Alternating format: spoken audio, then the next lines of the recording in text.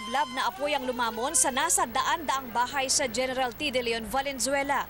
Alas 12:28 ng tanghali sumiklab ang sunog.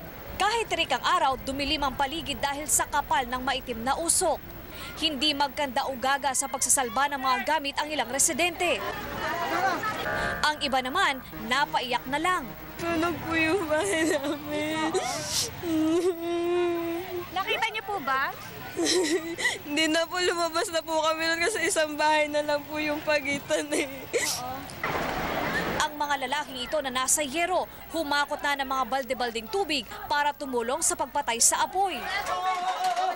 Hindi naman maiwasan ng mga residente na ireklamo ang mga bumbero.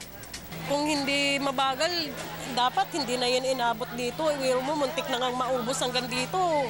Andyan yung mga bumbero, ayaw nilang bumbahin kaagad. Paliwanag ng Bureau of Fire Protection, nagkaubusan ng tubig. Nahirapan kami maghanap ng hydrant. Walang hydrant dito. Nakakuha kami ng hydrant doon sa likod ng subdivision. So yung relay ng tubig namin dito medyo kinapos. Pasado alas 3 na nang mapatay ang sunog. Isang 3 taong gulang na bata raw ang sinasabing pasimuno ng sunog. Initial na report, meron tayong bata na naglaro ng posporo na napabayaan ng magulang. Nasa 1 milyong piso ang natupok sa insidente. 500 pamilya ang apektado.